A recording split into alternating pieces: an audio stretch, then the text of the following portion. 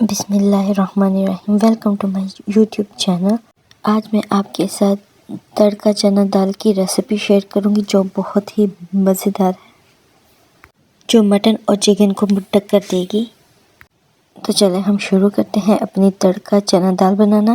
تو پہلے میں نے پریشر کوکر لیا، اس میں بھگو کر میں نے دال رکھ دی تھی، چنا دال، اور اس میں وہ شامل کی ہے، اور اب اس کے اندر میں نے پانی شامل کیا اور اس کے ساتھ ہی ہلدی اور نمک شامل کر کے اس کو میں نے 10 منٹ کے لیے چھوڑ دیا ابلنے کے لیے۔ اور یہاں پر میرے پاس دال ابل گئی ہے، تو میں دوبارہ ایک پین لوں گی، اس میں آئل شامل کروں گی اور ساتھ میں خشک دھنیا اور کڑی پتے کو شامل کروں گی۔ اس کو تھوڑا سا فرائی ہونے دیں گے، اور اب میں نے اس کے اندر چاپڈ کیے ہوئے پیاز ڈالے ہیں اور اس کو اچھے سے بھونا ہے۔ اس کے اندر میں نے ادرک اور لہسن کا پیسٹ ڈالا ہے اور ہلکا سا فرائی ہونے دیا اس کو بھی۔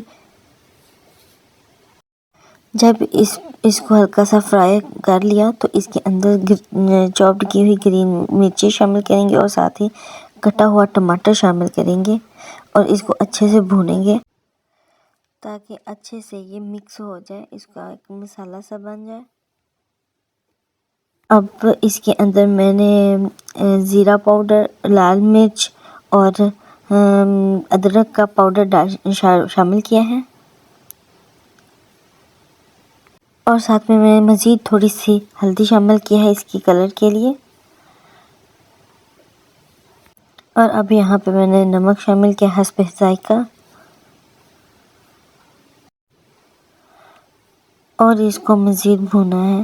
اور اب اس کے اندر جو بوائل کی ہوئی دال شامل کر دوں گی اور اس کے ساتھ اچھے سے اس کو بھونوں گی۔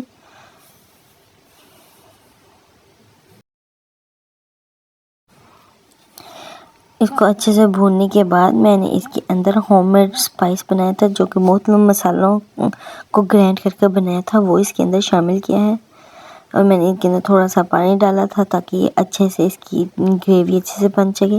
اور اب میں اس کے لیے تڑکا تیار کروں گی۔ ایک پین لیا، اس کے اندر بٹر شامل کیا اور ساتھ میں زیرہ ڈالا اور ساتھ میں ثابت لال مرچیں، جو کشمیری مرچیں بھی کہہ سکتے ہیں اس کو، تو وہ بھی شامل کی اس کو۔ اور اب میں نے اس کو دال کے اندر شامل کیا۔ ہمارے پاس تڑکا چنا دال بن کر تیار ہو چکی ہے۔ اب آپ یہ دال گھر پر بنائیں اور ریسٹورنٹس کو آپ بھول جائیں گے۔ اس کی ریسیپی اتنی آسان، اور دعاؤں میں یاد رکھیے گا۔ اوکے، اللہ حافظ۔